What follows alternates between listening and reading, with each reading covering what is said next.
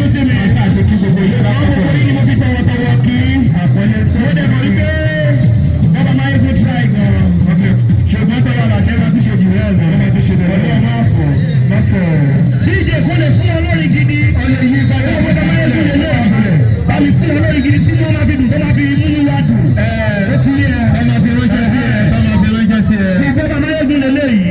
Ó yá tó bá láṣẹ bá ń fún olórin gidi bá ń fún olórin gidi. Àwọn náà retí.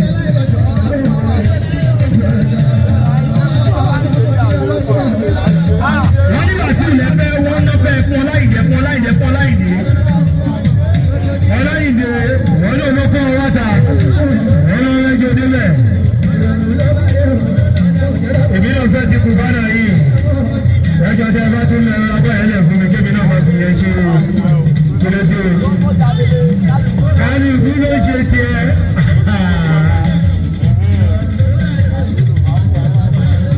Ẹni pé àwọn tó bá láṣẹ ìwé, àwọn ni wọ́n wà security compliant ní Nàìjíríà. Báwo ló ṣe mọ̀? Wọ́n tún ṣe ID card fúnra wọn. Kó má lọ di wípé Ọmọ tó fọ mọ́ ọdún. bẹ́ẹ̀ ni o. Láti ẹ̀mọ̀, láti ẹ̀mọ̀, láti ẹ̀mọ̀, oyè mi délẹ̀. Bẹ́ẹ̀ ni o. Àwọn náà ti máa lọ lóyún. Adájọ́ ọ̀nà. Bẹ́ẹ̀ ni.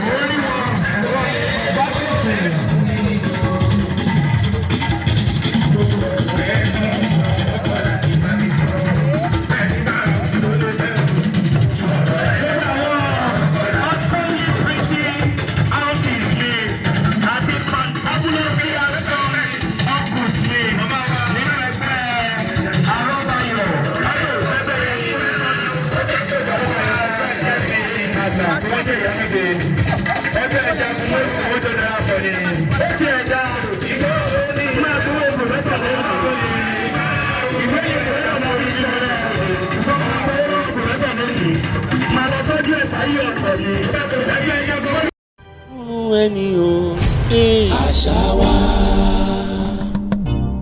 kò gbọ́dọ̀ parun. Ẹ̀wẹ̀ so níbo kúborí àti ẹ̀gọ́ ètò ìwé lẹ́fẹ̀dé nìní akíwọ̀n fọ wọn kú etí gbọ́ wọn kú àlàjá ọdún nọ́ọ̀tún nọ́ọ̀sì agbanadura fọ àṣemìíràn tọmọtọmọ bí àkàrà ẹ̀ṣàmì kẹ́gbẹ́ tó àdúrà wìn iléeṣẹ́ ìwé iléeṣẹ́ ẹni ìran ẹni broadcasting rẹ̀ ti ń gbẹ́ni ní ketekete kọlọ́run jẹ́ kú iléeṣẹ́ ìwé náà kò túbọ̀ má garókè kò má wálẹ̀ kò má jàbọ́ kírun burúkú kò má ṣẹlẹ̀ níbẹ̀ nàgbára Èdùmàrè ìran ẹni tèní àmọ́ máa rìn bá àti máa rìn kọlọ́run bá Elédùmarè kò ṣẹ́ni lọ kò ṣẹ́ni bọ̀ ìlú òmù Ìjẹ̀bú òmù ẹlẹ́ni nàbẹ́ aláìlúwà ìyẹn ọba ẹnjìnìà Mọ́bọ́lájú Mọ́sùrò JP Ràmújà kẹta olómù ti Ìjẹ̀bú òmù ìbẹ̀rẹ̀ àmì lọ ọwọ́ ọmọ òmù Àjòdú òmù ẹlẹ́ni àtẹ̀ká ọmọ ẹlẹ́ni ẹ̀wẹ̀lẹ̀ ọwọ́ ọmọ òmù nòrèrè o ọwọ́ ọmọ pẹ̀kúrà ìfòmù ká ilẹ̀ṣìlẹ̀ mágàrá òmù torí fọ aráàmù sílẹ̀ gìyàn boko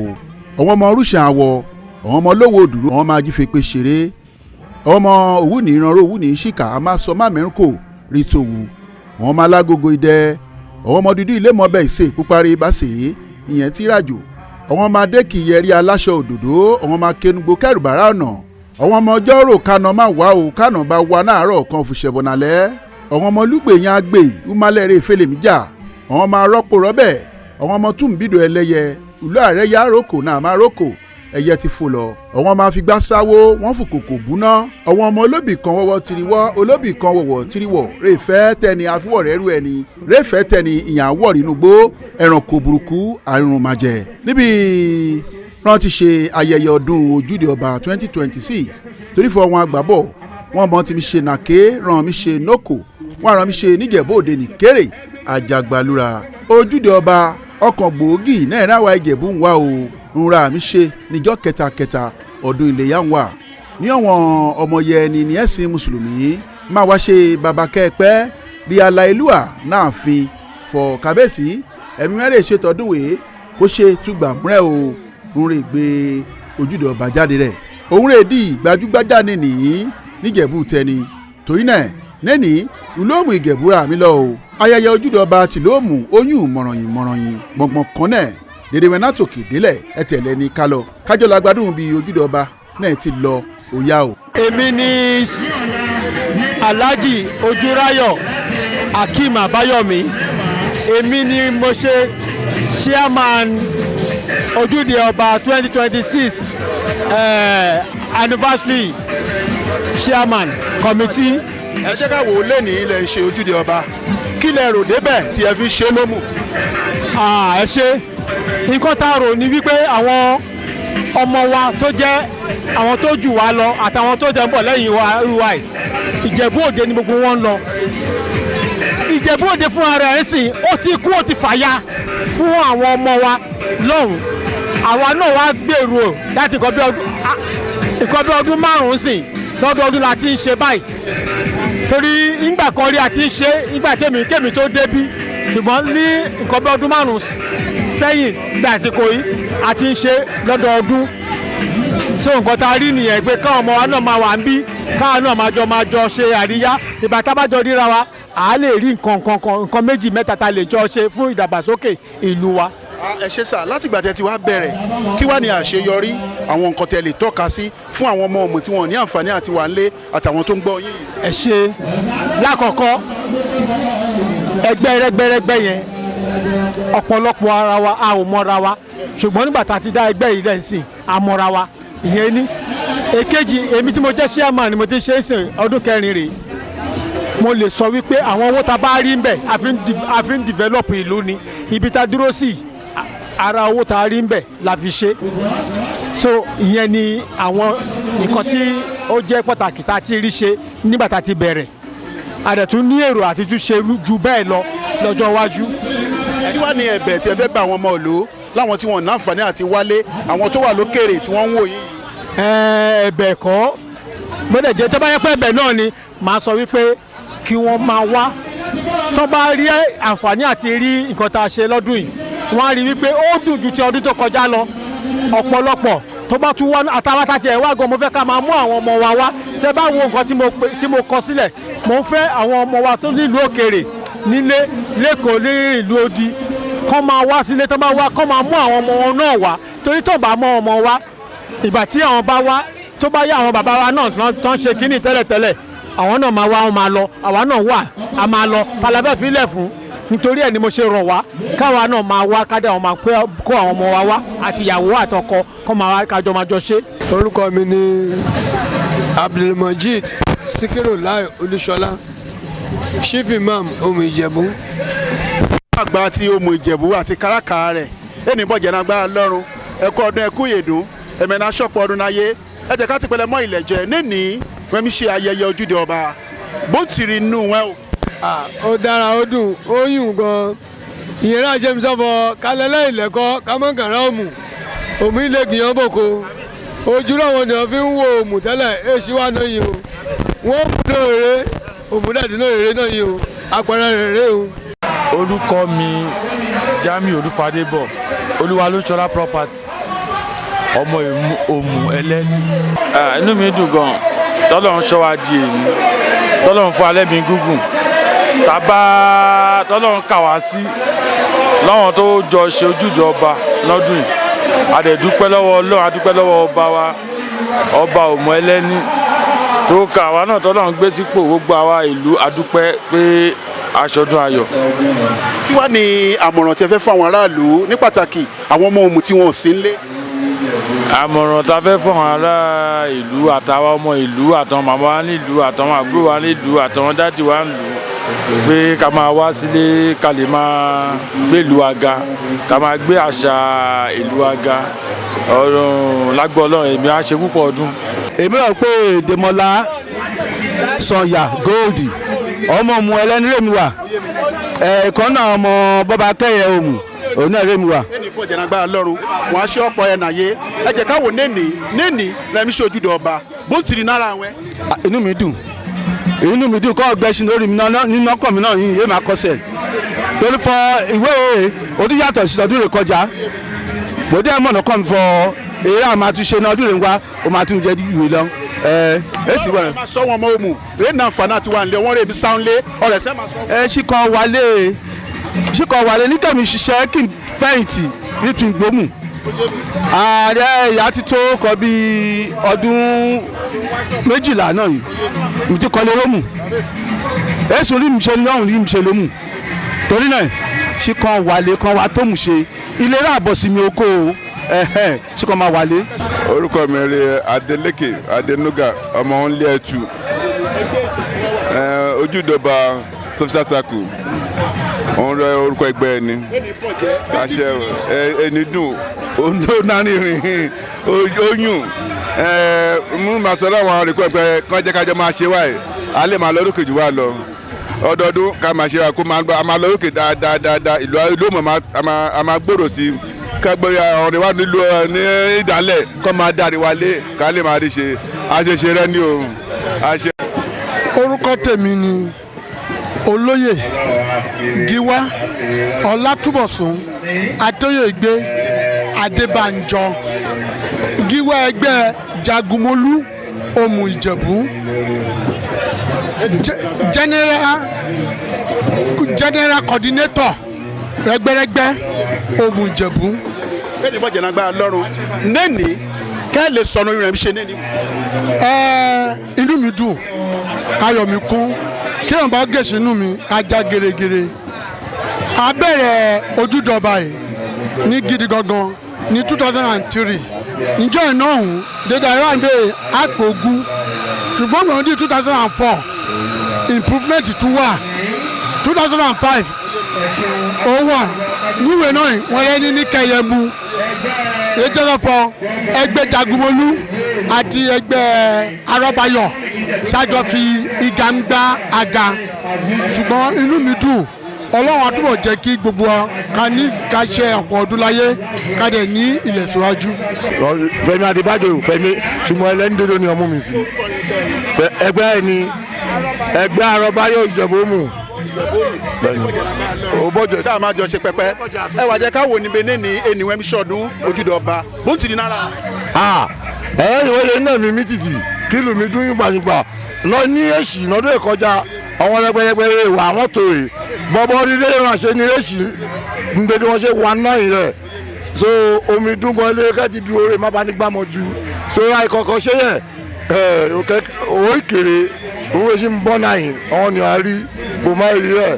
ṣé máa bẹ wọn mọ olùrẹ́ mi sáńlé.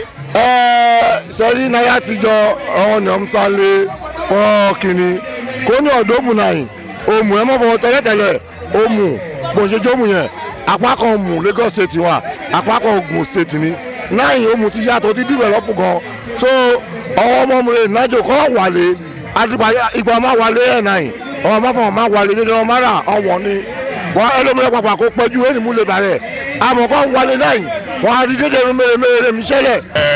orúkọ tèmi ni Honorable Fọláwẹ̀ tí gbogbo èèyàn mọ̀ sí Lawrence kókó nínú ẹgbẹ́ tọ́baláṣẹ ìlú Òmù Ìjẹ̀bú Ojúde ọba 2026 òun ni àpéjọ tá à ń ṣe lónìí tá à ń fi inú dúdú tá a fi ń ṣe so mo dẹ̀ rò pé Ọlọ́run ọba kò ní ṣe ti 2026 yìí kò ní ṣe láṣẹ mọ́ àwọn tá a ṣe 2026 náà látúbà ṣe 2027 so nítorí ìdí èyí màá fi àsìkò yìí àwọn ọmọ Òmù tó wà lú òyìnbó kí gbogbo wọn ti rí bó ti bẹ̀rẹ̀ báyìí kí wọ́n bẹ̀rẹ̀ sí ní ṣe kíni kọ́ bẹ̀rẹ̀ sí ní wálé kọ́ wá gbé ìlú Òmù lárugẹ àṣà wa káwá bá wa gbé ní arugẹ because orí bínú everybody ṣe ń dùn lẹ́nìí torí eléyìí la máa kọ́kọ́ ṣe pé a máa gba eléré gidi bọ̀ láti eléyìí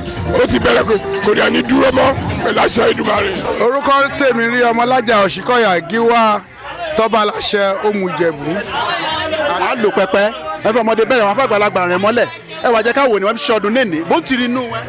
inú mi dùn ayọ̀ mi kún torí fọ ìlú rọ̀gbẹ́ bímìrè míkẹ́ bọ̀lúyẹ̀jẹ̀ míkẹ́ nẹ̀ bad name títí di ọjọ́ ẹ̀ní mòyìm dúpẹ́ lọ́dọ̀ Ọlọ́run fọ mòyìm lórúkọ mi lò kò bá rí dùwọ̀ yọdún rẹ̀ wá àtúndú wa yọ̀nà agbára Ọlọ́run wọ́n ní fẹ́ni kankan ṣàwà tí ń dédé ẹni ẹ ṣé o.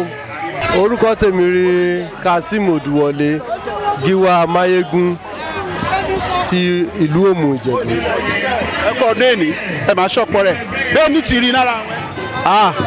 èní máa yùn ó máa dùn fẹ́ẹ́ fọ lárinrin náà tí dédé kò dẹ́ ń ṣe jùkẹ́mùkẹ́mùkẹ́ ẹni gbádùn ká ń ṣe yẹnyẹnyẹn adúpẹ́ lọ́wọ́ Ọlọ́run ṣeun. ọ̀rọ̀ rẹ̀ sẹ́ẹ̀ máa sọ̀rọ̀ ọmọ Òmù rẹ̀ náà fana ti wà nílé.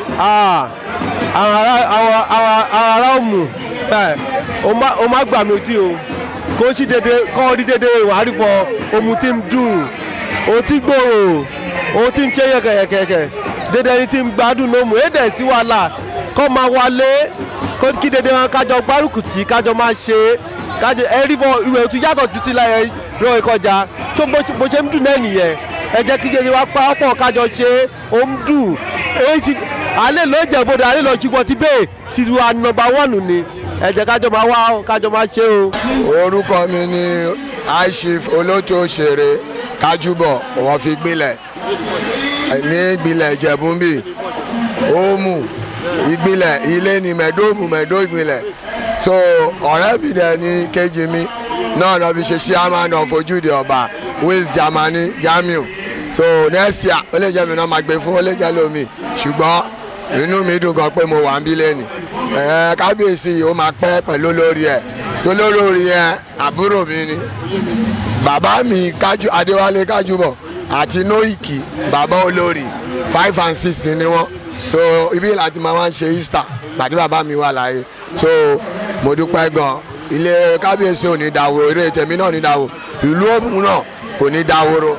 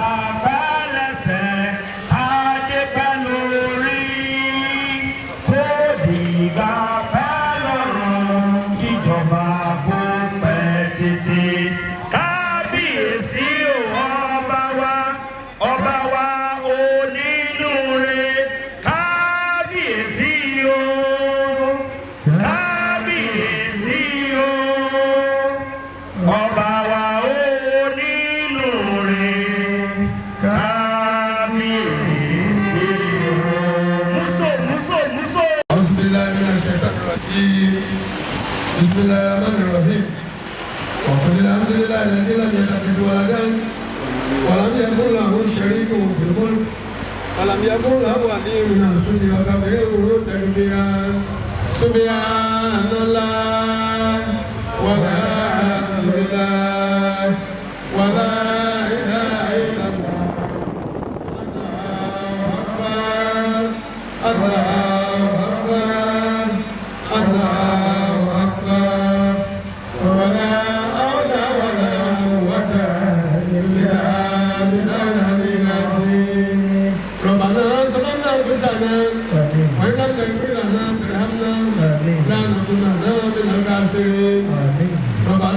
لنا من أزواجنا وذرياتنا قرة أعين واجعلنا للمتقين إماما ربنا آتنا في الدنيا حسنة وفي الآخرة حسنة وقنا عذاب النار الفاتحة. بسم الله الرحمن الرحيم الحمد لله رب العالمين الرحمن الرحيم مالك يوم الدين إياك نعبد وإياك نستعين اهدنا الصراط المستقيم صراط الذين أنعمت عليهم غير المغضوب عليهم ولا الضالين آمين. Welcome address by the chairman Ojude Ijebu 2026 Planning Committee. Kábíyèsí Ọba Engineer M.O. Musuru J.P. Ramuja III, the Olomu of Omu Ijebu, our royal fathers, Baales, Oloritu, Otumbas, Chief in Council, and all the title holders. The Regbe age group of Omu Ijebu, the pride of our land, distinguished sons and daughters of Omu, home and abroad, and friends of Omu Ijebu, gentlemen of the press, honored guests, ladies and gentlemen. Aku ọdún, aku ìyèdún, aku gbígbé àṣà wa lárugẹ, aku ìṣọ̀kan ẹ káàbọ̀ sí Ojúde Ọba Omu Ìjẹ̀bú 2026 àṣèyí ṣàmọ́dún. As the chairman of the planning committee, it is with deep gratitude to God and to Kábíyèsí that I stand before you today to welcome you to this year Ojúde Ọba. Number one, appreciation to Kábíyèsí and the palace. Kábíyèsí, thank you for your fatherly support, counsel, and prayer you did for us. You challenged us to deliver a celebration worthy of the throne of your fatherland, of your forefathers. Sorry. Two, to the Regbe and people of Omu Ijebu, to every Egbe from Egbe Bobakeye to the youngest age group, Egbe Obase. You made our work easy. Through your coordinators, you attended meetings both online and physical. And today, your colors have turned this palace to a rainbow. Omu people, you owe this festival. You volunteered, you donated, you hosted guests in your homes. This committee only coordinated Three, to our sons and daughters in diaspora, we sent calls and you answered. From London to Lagos, Abuja to Atlanta, Canada, you flew in and you sent support. You remind us that ẹni tó sọ ilé nù ó sọ àpò ìyàtọ̀. Thank you for building while you are away. Four, to our sponsors, especially the individual donors, you believe in the vision of a bigger and more impactful Ojúde Ọba in Omu. With your support, we are able to get this far. We do not take it for granted. What we set to achieve. Safety first. You can see order of the day.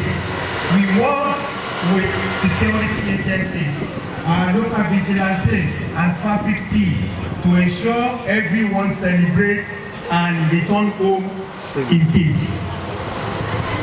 Culture and dignity. We insisted that every display today reflects the values of Ijebu: respect for the truth, decency in fashion, and unity across faiths. Legacy beyond today. Ojude Oba must not end with dance. So this year, proceeds from the festival will be used to support notable projects in the community. Culture must care for the people. The spirit of Ojude Oba in Ijebu.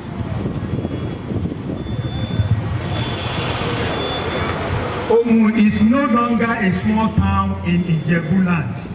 Today, we show that strength is not in size, it is in unity. Muslim, Christian, and traditionalist, we all bow to the same king, and we all kneel to the same God. For a model of peaceful coexistence and community development, Ojude Oba is an example, a charge to us all. The music will stop, the horses will go home, but Omu must keep rising. I challenge every Regbe to adopt a project in this town before the next Ojude Oba. I challenge every son and daughter to ask yourself, what did I build in Omu this year? I am using this singular opportunity to appeal to our leaders, fathers and mothers, to encourage their siblings and children to come home at seasons like this to be part of the development.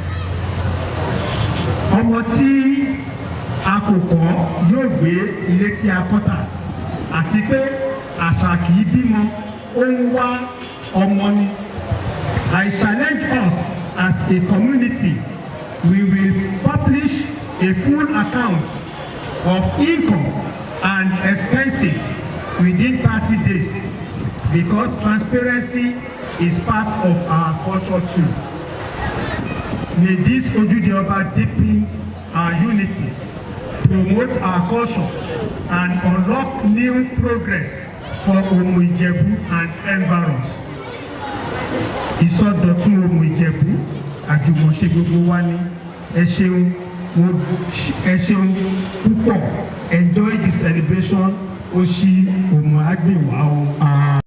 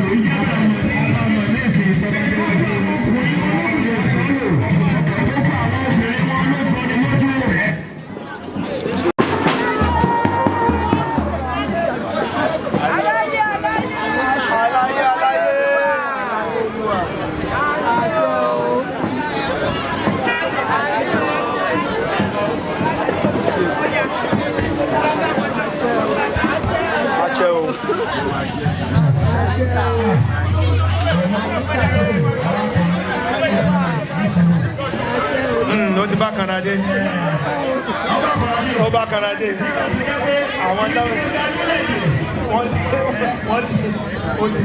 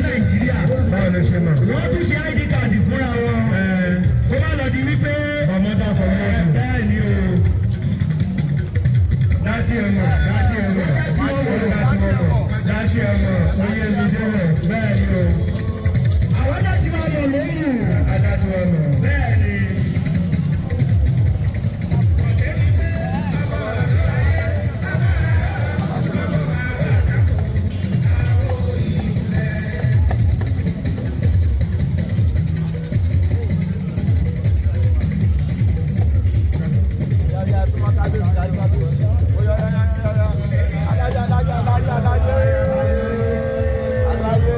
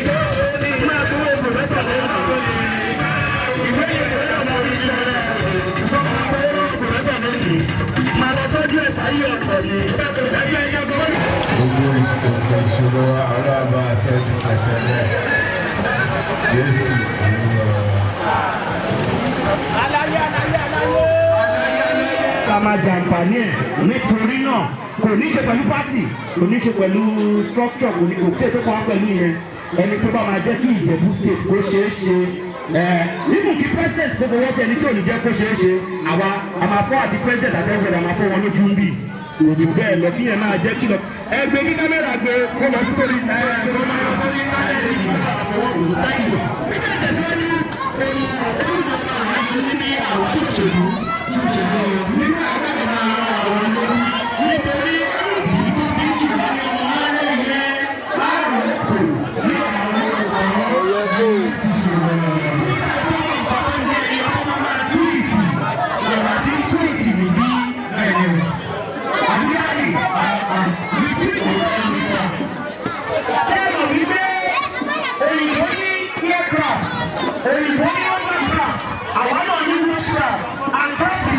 everybody fly and then